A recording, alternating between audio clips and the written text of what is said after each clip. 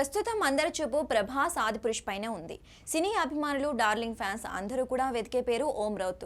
ఎవరితను, ఎక్కడి నుంచో వచ్చాడు, అసలు ప్రభాస్ కి ఎలా పరిచయం అయ్యాడు, గతంలో ఎన్ని సినిమాలు చేశారు, ఎవరితో చేశారు, ఆదిపురుష్ సినిమా కోసం ఎంత రెమ్యూనరేషన్ తీసుకుంటున్నాడు, ఇలా చాలా ప్రశ్నలు జనాలకు వస్తున్నాయి. అయితే ఓం రౌత్ గురించి ఆసక్తికర విషయాలను ఇప్పుడు మనం తెలుసుకుందాం. ఈయన ముంబైలో పుట్టాడు. అతని తల్లి నీనా టెలివిజన్ నిర్మాత అయితే తండ్రి భరత్ కుమార్ ఒక జర్నలిస్ట్, అలాగే రచయిత, రాజ్యసభ సభ్యుడు కూడా. ఈయన తాత సినిమా ఇండస్ట్రీకి చెందిన వ్యక్తి, అందుకే ఇతనికి సినిమాలంటే ఫ్యాషన్ ఏర్పడింది.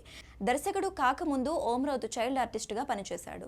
అలాగే కాలేజీలో జరిగే నాటకాల పోటీలో కూడా పాల్గొనేవాడు. కాలేజీలో చదువుకుంటున్నప్పుడే కథానాయకుడిగా కారామతి కోట్ అనే సినిమా చేశాడు ఓం రౌత్. ఈ సినిమాలో ఇర్ఫాన్ ఖాన్ కూడా ఒక కీ రోల్ చేశాడు.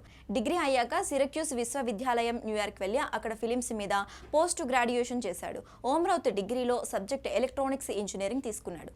ఆ తర్వాత న్యూయార్క్లో ఎంటీవీలో పనిచేశాడు. అలా ఇండస్ట్రీలోకి అడుగుపెట్టాడు ఓం రౌత్. మరాఠీ భాషలో లోకమాన్య ఏక్ యుగ్ పురుష్ అనే సినిమా చేశాడు. ఈ సినిమాకి నిర్మాత ఎవరో తెలుసా? ఓం రౌత్, అతని తల్లి నీనా ఇద్దరూ కలిపి స్థాపించిన నీనా రౌత్ ఫిలిమ్స్. ఇది అందరి ప్రశంసలు అందుకున్న సినిమానే కాకుండా దీనికి బెస్ట్ దర్శకుడిగా ఫిల్మ్ఫేర్ అవార్డు కూడా వచ్చింది. మొదటి సినిమాతోనే అందరినీ ఆకర్షించిన వ్యక్తి తానాజీ. ఇలా ఒక మరాఠీ సినిమా, ఒక హిందీ సినిమా చేసిన ఓం రౌత్ ఇప్పుడు ఆదిపురుష్ సినిమా చేస్తున్నాడు. మొత్తానికి ఈయన 3 సినిమాలు చేశాడు.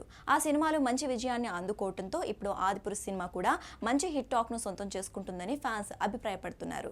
ఏం జరుగుతుందో మరికొద్ది గంటల్లో తెలిసిపోతుంది.